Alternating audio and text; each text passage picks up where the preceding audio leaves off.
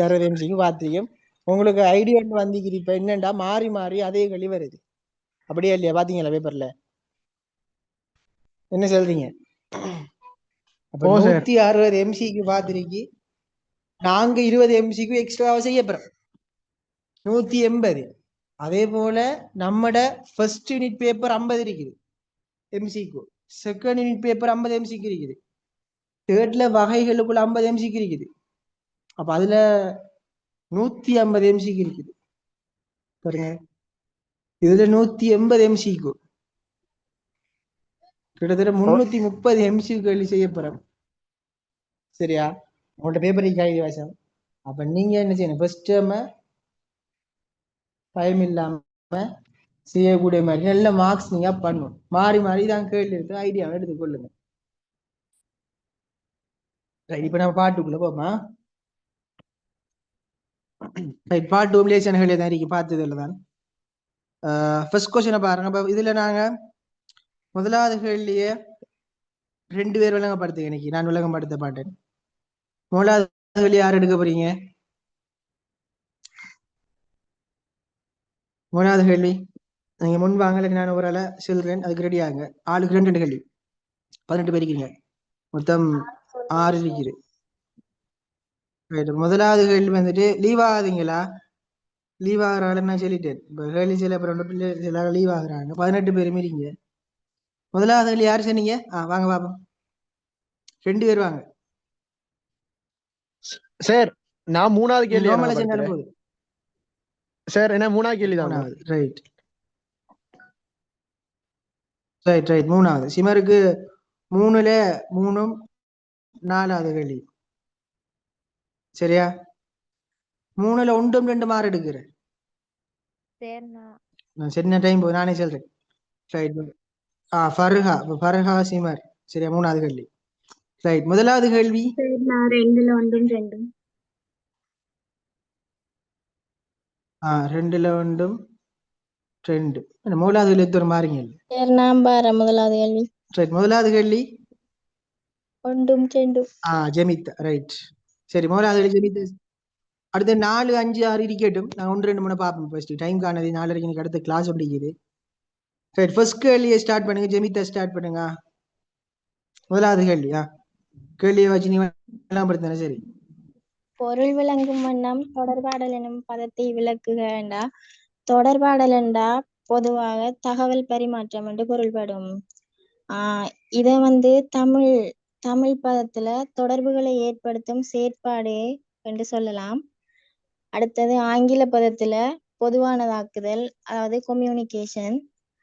சிங்களத்துல சன்னிவேதனைய, இதர பொருள் நன்றாக தெரியப்படுத்தல். விஷயம். 2வது கேள்வி அதுல பொதுவான அர்த்தத்தை விட்டீங்க. அருந்து அறியப்படுத்துறீங்கன்னு சொல்லி வந்தாச்சு. இதெல்லாம் சரி மேடம். சார் 2வது கேள்வி படுத்துங்க ஜெமிதா. 2வது தொடர்பாடல் பற்றிய சார்ல்ஸ் காட்டன் கூலியின் வரைவிலக்கணம். மனித தொடர்புகளை உருவாக்கும், கொண்டு செல்லும் மற்றும் அதனை விருத்தி செய்யும் கருவி தொடர்பாடல் ஆகும் என கூறினார். 3வது கேள்வி ஜெமிதாவை சொல்லுங்க. நம்ம அடுத்த கிளாஸ் 2 3 சந்தர்ப்பம் கொடுப்போம். பென்சில்வேனியா பல்கலைக்கழக ஆய்வாளர்களால் முன்மொழியப்பட்ட வன்முறையுடன் கூடிய கார்ட்டூன் நிகழ்ச்சிகளை பார்வையிடுவதனால் ஏற்படும் மாற்றங்கள், துன்பகரமான விடயங்கள் தொடர்பான சிறுவர்களது மனவேதனையை குறைவடைதல், சிறுவர்கள் அவர்கள் வாழும் சூழல் மற்றும் உலகம் பற்றிய அச்சத்தை ஏற்படுத்திக் கொள்ளல், மற்றவர்களுடன் வேலைகளில் ஈடுபடுகையில் ஆக்கிரமிப்புடனும் விரிவாக முரண்பாடுகளில் ஏற்படவும் ஆர்வம் அதிகரித்தல்.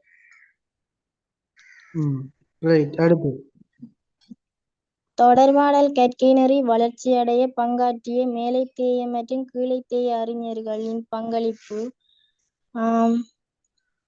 மேலைத்தேய அறிஞர்கள் Kurt Lewin, Harold D Lasswell, Charles H Cooley, Wilbur Schramm, Claude Shannon. அடுத்தது கீழைத்தேய அறிஞர்கள் க சிவத்தம்பி, க கைலாசபதி, சுனந்த மகேந்திர, விமல் திசாநாயக்க, எட்வின் ஆரியதாச, நிகால் சிங்க,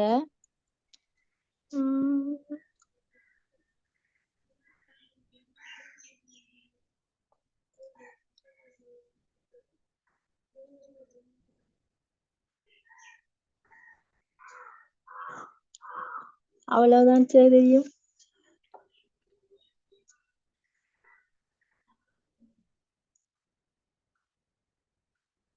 ரைட், சரியா? நீ சின்ன சரியா கொஞ்சம் விளக்குட்டா சரியா?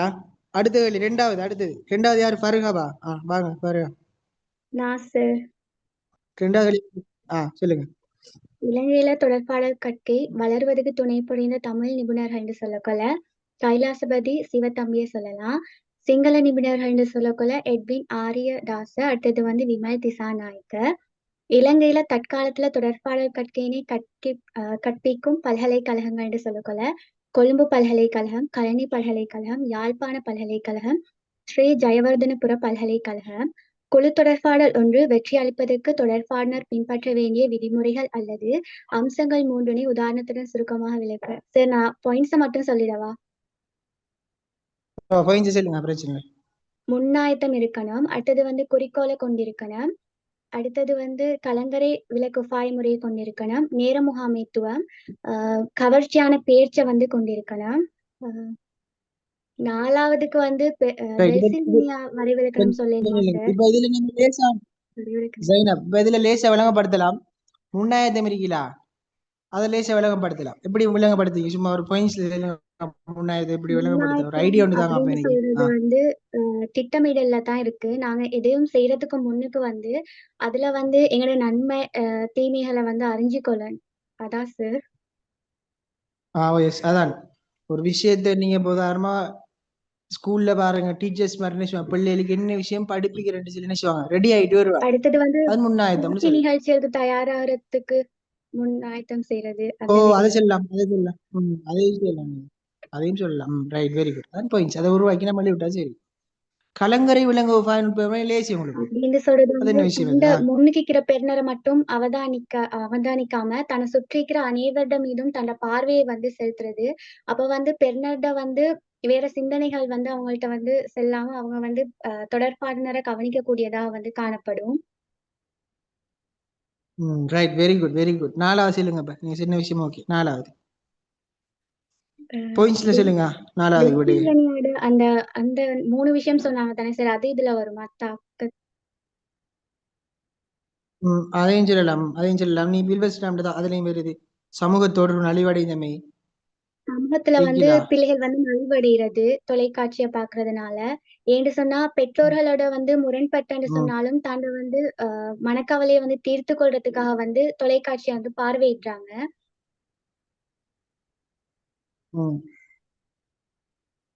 Right, very good. அப்ப இதுல நீங்க கொஞ்சம் என்ன செய்யுங்க, பாயிண்ட்ஸை வச்சு விளக்கிட்டா சரி. அது நீங்க விளக்கினா சரி. விளக்குறது ஜென்ரலா விளக்கலாம். இப்படிதான் கீவர்ட் அறிக்கை சரியில்லை சொல்லிட்டு அப்படின்னு சொல்லாம நீங்க சரி உங்களுக்கு வார விஷயத்தை விட்டு விளக்கி கொள்ளையிலும். 3வது வெளிசிமரா சார். எனக்கு வந்து 3வது கேள்வியில 3வது 4வது தந்து சார். முதல் 2 வேற யாரும் எடுத்து ஃபுல்லா எடுக்கணும். நான் எடுக்க வாப்பேன். நான் சொல்லவா சார்? எடுங்க. ஃபர்கா 4வது கேள்வியா? சொல்லுங்க சிமர். தொடர்பாடல் கற்கை தனித்துறையாக வளர்ச்சி அடைவதற்கு பங்களிப்பு செய்த அறிஞர்கள் 2. முதலாவது வந்து சார் கூலி, லிப்மன், டூவி, அதோட வந்து எங்களோட வில்பஸ்ராம். அதுக்கு வீடு சார். அடுத்து தொலைக்காட்சி ஊடகம் பற்றி வில்பஸ்ராமினால் மேற்கொள்ளப்பட்ட முதலாவது ஆய்வறிக்கையில் குறிப்பிடப்பட்ட விடயங்கள். அதுல சார் முதலாவது அவர் குறிப்பிட்டாரு, சிறுவர்களோட சமூக தொடர்பு நலிவடைவதற்கும் தொலைக்காட்சிக்கும் இடையே தொடர்பு உண்டுன்னு சொல்றாரு. அதோட வந்து பெற்றோரோட முரண்பட்ட சிறுவர்கள் தங்களது மனக்கவலையை போக்கிக் கொள்வதற்கு தொலைக்காட்சி ஒரு கருவியாக பயன்படுத்தி கொண்டன்னு சொல்றாங்க சார். அடுத்தது தொடர்பாடல்ட இயல்புகள் 3 குறிப்பிட்டு உதாரணத்துடன் விளக்குகன்னு ஒரு கேள்வி சார். அதுல வந்து முதலாவது சார் நான் அதை 3 பாயிண்ட்ஸ் எடுத்து விளக்கி கொண்டே போவா? விலகி கொண்டே போங்க சார். இப்ப வந்து நான் முதலாவது எடுக்கிறவன் நான் முதலாவது இருக்கிற குறியீட்டு பாவனை உடையது இருக்கிற சார். இப்போ ஒரு தொடர்பாடல்ல வந்து பிரதான அடிப்படையான தலையாய பண்புதான் சார் குறியீட்டு பாவனை உடையது என்ற ஒரு தகவல் உருவாக வந்து குறியீடுகள் மூலமா சார். இப்ப குறியீட்டுக்கு செல்ற வந்து சங்கேதனம் உண்டு ஒரு இன்னொரு பேரால செல்ற சார். இப்ப தொடர்பாடல்ல வந்து குறியீடுகள் பிழைச்சிற போல குறியீடுகளை கையாளும் போது நாங்க சரியான முறையில கையாளணும். குறியீடுகள் பிழைச்ச கொல அட பின்விளைவும் பிழையக்கூடிய வாய்ப்பீர. அடுத்தது சார் வந்து தொடர்பாடல் வந்து சந்தர்ப்ப சூழ்நிலைக்கு ஏற்ப இயைவானது.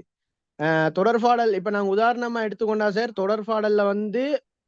தொடர்பாடல் வந்து வெவ்வேறு சூழ்நிலைக்கு ஏற்ப மாற்றுப்படக்கூடும். உதாரணமா எடுத்துக்கொண்டா ஒரு மரண வீட்டையும் ஒரு பேர்தே பாட்டையும் எடுத்துக்கொண்டா அங்கு நாங்க நடைபெற்ற எங்களோட தொடர்பாடல் முறைகளோ எங்களோட ஆடை அணிகளோ எங்களோட மற்ற பண்பாட்டு விஷயங்களோ அதற்கு ஏத்த மாதிரி கட்டமைக்கப்படும்.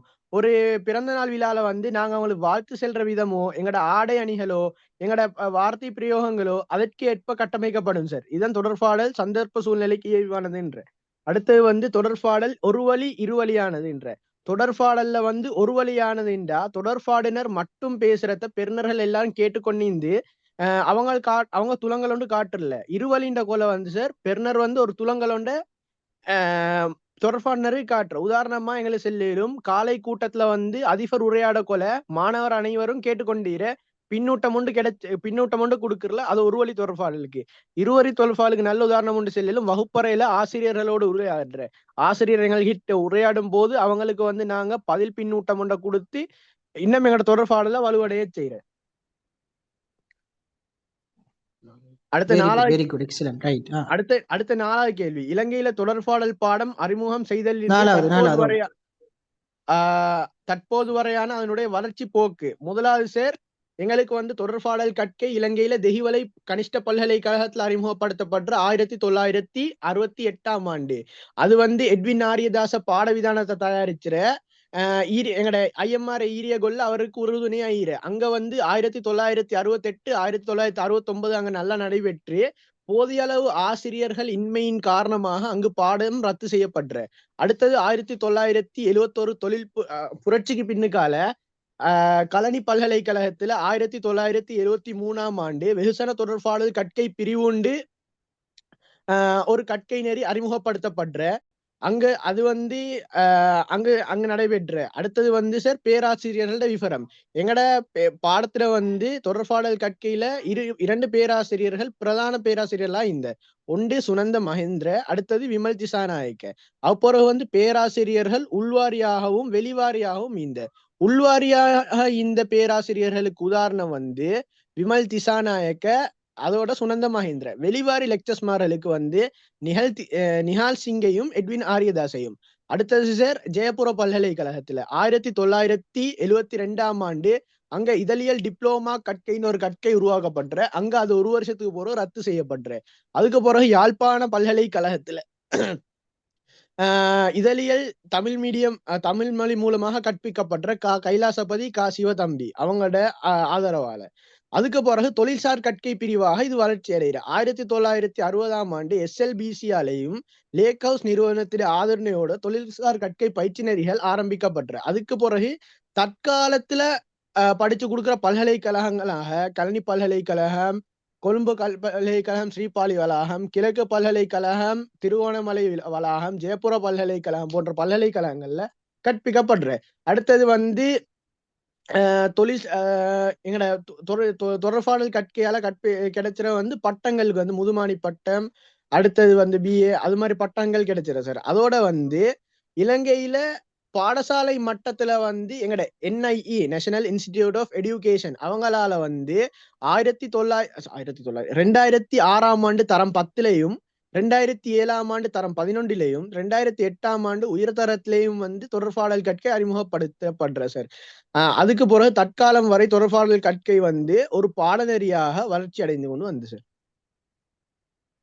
ரைட் வெரி குட் இது மிக தெளிவான விளக்கம். முன்னாடி சில மத்தாக்கள் போயிடுச்சு சொன்னீங்க, ஃபுல்லா விலகி கொண்டு விட்டிக்கிற. உங்களுக்கு ஒரு கேள்வி ஸ்ட்ரக்சருக்கு ஏற்ற மாதிரி விளக்கிருக்கீங்க, சந்தோஷம். ரைட், இப்போ எப்படி என்ன செய்யணும் விளக்கத்தோடு நீங்க படிச்சீங்கன்னா ஈஸியா இருக்கும். ரைட், இன்னொரு ஆளுக்கு 4வது கேள்வி யாரு வாரீங்க? நான் சொல்லுவேன் சார். வாங்க. ரைட், உலகில் வந்து தொடர்பாடல் கற்கை முதல் அறிமுகம் செய்யப்பட்ட வந்து சிக்காகோ இல்லினாய்ஸ் பல்கலைக்கழகத்துல.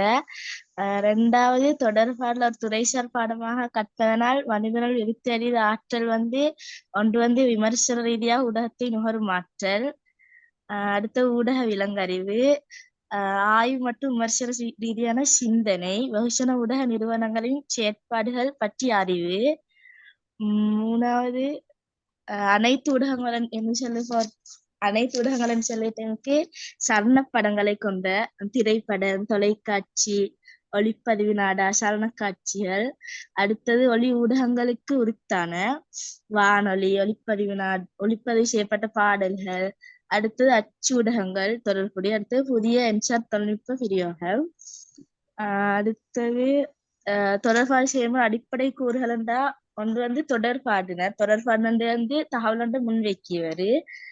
அவங்க இந்த தன்னஃபரா நிறுவனமா அமைப்பாவும் மிக்கலும். அடுத்து பெறுநர் அடுத்து தகவல் என்று வந்து தகவல் வந்து தொடர்பாடு வட்டங்களுக்கு பரிமாற்றும் ஒரு செய்தி.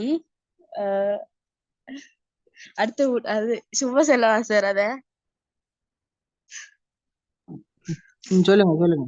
ஊடகம் சோட்டா சொல்லுங்க. தொடர்பாடினர் தகவல் முன்வைக்கியவர், அவங்க அமைப்பு நிறுவனம் குழுக்களாவும் நீக்கி. அடுத்தது பெறுநர் வந்து தகவலை பெற்றுக்கொள்வாங்க.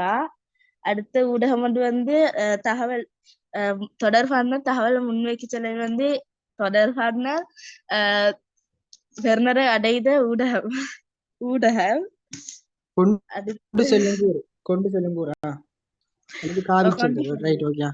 கொண்டு செல்லுது. அடுத்து பின்னோட்டம் வந்து தொடர்பான தகவலை முன்வச்ச பிறகு அதற்கு பெறுநர் அதை கொடுக்க எதிர்வின. அடுத்து வந்து இறைச்சல் இடையூறண்டாக வந்து தகவல் முன்வைக்கல இந்த இறைச்சல், அது ஊடகத்தடை, அடுத்தது மொழித்தடை 2ஆ பிரியுது. இல்ல ஊடகத்தடை தடைதான் 2ஆ பிரியுது, ஊடகத்தடை மொழித்தடை. இப்ப நீ இங்க நமக்கு 4 கூறு கொடுத்த காணும், நீங்க 11 கூறையும் சொல்லி கொண்டு போறீங்க, பிரச்சனை இல்லை. நல்லம் சொன்னா நமக்கு இங்க கேட்ட கேள்வி 4 கூறு பாருங்க.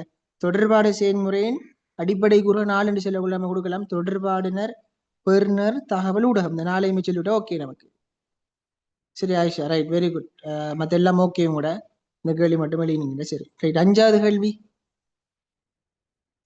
யாரு வார? லேசான கேள்வி. 5வது கேள்வி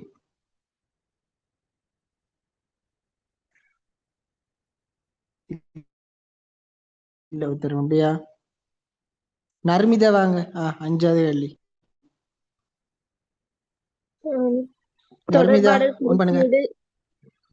தொடர்பாடல் குறுக்கீடு அல்லது தடை என்றால் தகவல் முன்வைப்பவர் வந்து பெறுநரை நோக்கி தகவல் ஒன்றை கடத்தும் போது அத்தகவல் வந்து பெறுநரை நோக்கி செல்லாமல் அதற்கு இடைஞ்சலாக இருப்பது வந்து தடைன்னு சொல்றாங்க. 2வது வந்து தொடர்பாடல் குறுக்கீடுகளின் 2 பிரதான பிரிவுகளை குறிப்பிட்டு இவ்விரண்டு உதாரணங்களை தருக. முதலாவது வந்து மொழிசார் தடை. மொழிசார் தடைக்கு வந்து கலைச்சொற்களின் பயன்பாடு, வேற்றுமொழி பயன்பாடு அது வரும். ஊடகத்தடை. ஊடகத்தடைக்கு வந்து மூடுகை வீழ்ச்சி, மற்றது போன் வந்து உடைந்து போறது அது சொல்லுவாங்க. போன் உடைஞ்சு போறது அப்படி சொல்லாம போன் பேசிக்கிட்டு இருக்கும்போது இல்ல தொலைபேசியில் உரையாடி கொண்டிருக்கும் போது போன் வந்து கீழே விழுறது. தடையா சொல்றீங்க. ரைட். சரி ஓகே. தொடர்பாடல் மற்றும் ஊடக கற்கை பாடத்தில் அவதானிக்கப்படும் விடயப்பரப்புகளை சுருக்கமாக விவரிக்குக. சார் அப்படின்னா அது வந்து நம்ம பயன்படுத்தும் போது என்னென்ன விடயங்களை வந்து அவதானிக்கணும்னு? இல்ல நான் நேத்து சொல்லி தந்தேன். தொடர்பாடலுக்குள்ள என்னென்ன விஷயங்கள் வரும், ஊடக கற்கைக்குள்ள என்னென்ன விஷயம் வரும் படிச்சுக்கிறோம். நோட்ஸ் எடுத்து பாருங்க. 1ஆம் பாட நோட்ஸ். யாருக்கு சொல்லி இந்த கேள்விக்கு விட சார் நான் சொல்லோ? சொல்லுங்க. தொடர்பாடலுக்குள்ள என்ன விஷயம் வரும்? தொடர்பாடல் அறிமுகம் கொண்டு வரும். தொடர்பாடல்ட இயல்புகள் வரும், தொடர்பாடல்ட வரைவிலக்கணங்கள் வரும், தொடர்பாடல்ட பணிகள் வரும், தொடர்பாடல்ட கூறுகள் வரும், ஊடகத்திட செயற்பாடுகள், அது தன்மைகள், ஊடகத்திட வகைகள், அட பிரிவினைகள் எல்லாம் வரும் சார். ஊடகம் பற்றி கற்கிறது, ஊடகம் பண்பாட்டில் இருப்பது தாக்கம் சார். ஊடகம் பற்றி கற்கிற, ஊடகத்துல நுகர்ற ஆற்றல் பற்றிய சிந்தனைகள் எல்லாம் இதுக்குள்ள தானே சார் வரும். அதுக்குள்ள வரும். ரைட். இது உங்களோட நோட்ஸ்ல இருக்கு, முதலாம் பாட நோட்ஸ். சரி, 4வது கேள்வி நர்மிதா. தொடர்பாடல் மற்றும் ஊடக கற்கையை கற்பதனால் பின்பற்றுவதனால் அவசியத்தினை விவரிக்குக. அப்படின்னா ஊடக விளங்கறிவு ஏற்படும், தொடர்பாடல் திறன் விருத்தி, விமர்சன ரீதியான ஊடக பாவனை, ஊடக மற்றும் பண்பாடு பற்றிய அறிவு, அவசியத்திற்கேற்ப மொழிப்பாவனை, ஊடகத்தில் தனி மனிதனின் தாக்கம், அதெல்லாம் வரும் சார். Right, okay. சரி, 6வது கேள்வி ஃபர்ஹா. வேற யாருக்கு மறுபடியும் 6வது கேள்வி ஃபர்ஹாக்கு சொல்லிடுமா? யாரு வர போறீங்க? 6வது லாஸ்ட் கேள்வி.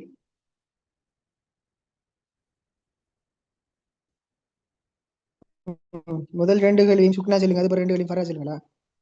குருன்வெல் பிராடம் என்பது மூலம் விலை கொள்ளையாது. சுக்னா சொல்லுங்க. அப்ப சுக்னா சார், 1 2 நான் சொல்றேன். ஃபர்ஹா சொல்லுங்கப்பா, சொல்லுங்க ஃபர்ஹா. ஊடகத்தின் குருன்வெல் பிராடம் தான் யுனெஸ்கோ நிறுவனத்தால் வெளியிடப்படுது, அது மட்டுமா சொல்லணும்? இல்ல, ஊடகத்தின் எதிர்மறையான தாக்கங்களிலிருந்து படிக்கலையே அது. படிச்சேன். ஊடகத்தில் எதிர்மறையான தாக்கத்திலிருந்து சிறுவர்களையும் இளைஞர்களையும் பாதுகாக்கிறதுக்காக 1982 யுனெஸ்கோ நிறுவனத்தால வெளியிட்ட ஒரு பிரகடனம். Right, okay. 2வது கேள்வி. ஆளுள் தொடர்பாடல்ன்றது ஒருவர் தன்னோடு மேற்கொள்ற தொடர்பாடல். அப்படியா? எழுதுங்க. ஒருவர் தன்னோடு அல்லது தன் மனதோடு மேற்கொள்ளும் தொடர்பாடலே ஆளுள் தொடர்பாடல். அவனோட பயன்கள் 2 சொல்லுங்க. ஆபம். ஆளுமை விருத்தி அடையும், தீர்மானங்கள் எடுத்திலும், விமர்சன திறன் வளர்ச்சி அடையும், சிந்தனை வளர்ச்சி அடையும், சுய எண்ணக்கரு வளர்ச்சி அடையும். அடுத்து 3வது கேள்வியிலே சனகல்லி. தொடர்பாடல் வகைகள் 6 சொல்லுங்க. ஃபர்ஹாவை சொல்லுங்க. ஆளுள் யாருக்கு சொல்லு? ஆளிடை தொடர்பாடல், குழு தொடர்பாடல், பொதுசன தொடர்பாடல், மெய்சன தொடர்பாடல், மெய்நிகர் தொடர்பாடல். வடிவங்கள் 9 இருக்குது, தெரியுமா உங்களுக்கு?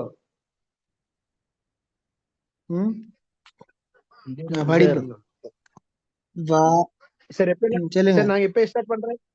ஞாயிற்றுக்கிழமை ஸ்டார்ட் பண்றோம், சனிக்கிழமை ஸ்டார்ட் பண்றோம் சார். அது அடுத்த கிளாஸ் சனிக்கிழமை ஸ்டார்ட் பண்ணும்.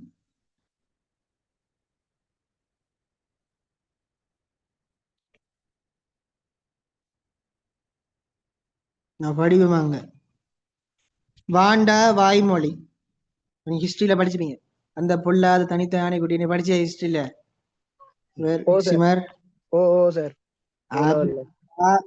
பேசி கண் அல்லது எழுதி முறைசாரா.